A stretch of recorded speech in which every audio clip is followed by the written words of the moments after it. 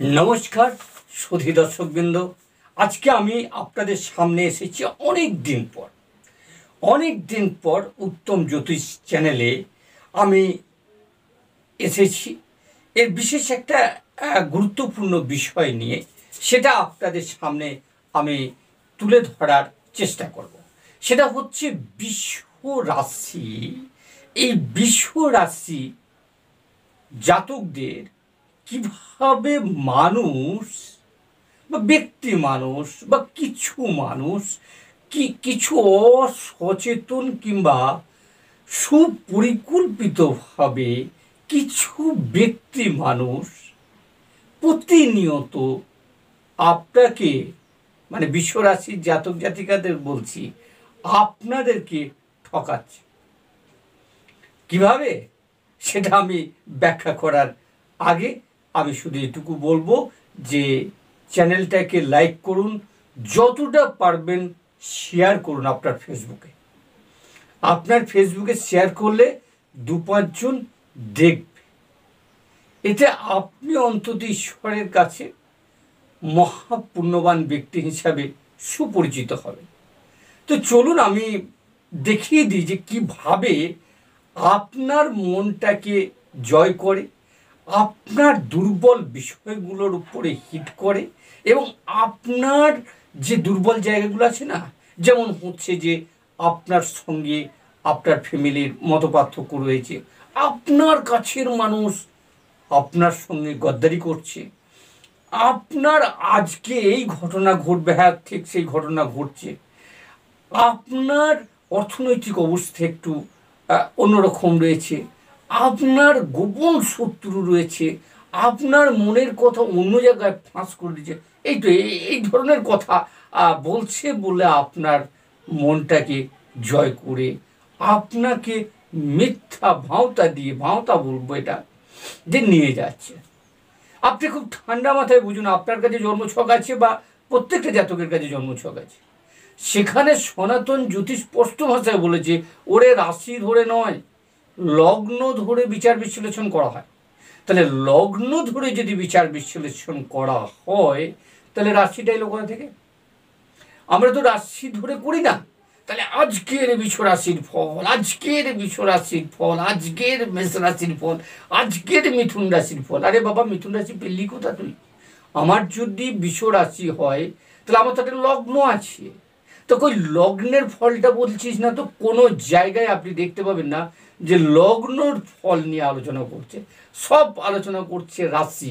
উপরন্তু আপনি যে কোনো অ্যাস্ট্রোলজারের কাছে যান, যে কোনো বৈদিক জ্যোতিষের কাছে যান, সে কিন্তু রাশি দেখবে না, সে প্রথমে লগ্ন দেখবে এবং লগ্ন থেকে 1, 2, 3, 4, 5, 6, 7, 8 এরকমভাবে ঘুরে আপনার জীবনী, আপনার দশা অন্তর্দশা দেখিয়ে আপনার জীবনী বলবে, আপনার কি অবস্থা সেটা বলবে।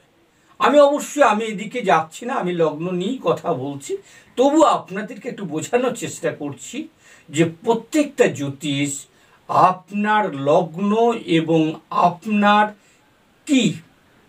কি দশা চলছে, অন্তর্দশা চলছে, প্রত্যন্তর দশা চলছে, তার উপর নির্ভর করে প্রেডিকশন করে, যেটা অত্যন্ত গুরুত্বপূর্ণ। এবং আপনারও জেনে রাখা উচিত যে আগামী মাসে, আগামী বছরে, আগামী দিনে কি ঘটতে চলেছে, এটা আপনারও জানা অধিকার আছে। তো আমিও সে সম্পর্কে যাচ্ছি না। আমি একটা ঘটনা আপনাদেরকে বলছি। ধরে নিন বিশ্ব রাশির 7 নম্বর যদি ঘর হয়, বিশ্ব রাশির 7 নম্বর ঘর কোনটা হবে? বিশ্ব, মিথুন, কর্কট, সিংহ, কন্যা, তুলা, বৃশ্চিক। এই বৃশ্চিক রাশি হবে। তাহলে মিথুন রাশির 7 নম্বর কি হচ্ছে? মিথুন রাশির 7 নম্বর নয়, 6 নম্বরে আমি আসছি। 7 নম্বর মানে যে বিবাহ, আর 6 নম্বর হচ্ছে শত্রু। তাহলে রাশি ধরে যদি 6 নম্বর, বিশ্ব রাশির 6 নম্বরে যাওয়া যায়, তাহলে তুলা হচ্ছে, আর মিথুন রাশির হচ্ছে বৃশ্চিক, আর কর্কট রাশির হচ্ছে ধনু। এইভাবে তুলা লগ্নের যদি তুলা লগ্নের, হ্যাঁ বিশ্ব রাশি তুলা লগ্ন, সেখানে যদি আপনি ষষ্ঠপতির কাছে যান, সেখানে দেখবে যে মীন রাশি পড়ছে। তাহলে আপনাকে বলছে আপনার শত্রুকে আপনি চিনে নিন। বিশ্বরাশিকে বলছে আপনার শত্রুকে চিনে নিন। ভালো করে শুনবেন, শত্রুকে চিনে নিন। আপনি কি করে চিনবেন বলুন? আপনাকে কিভাবে ব্যাখ্যা করেছে?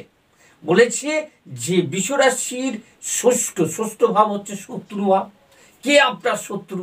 তাহলে বিশ্বরাশির শত্রু যে তুলা মানে হচ্ছে শুক্র।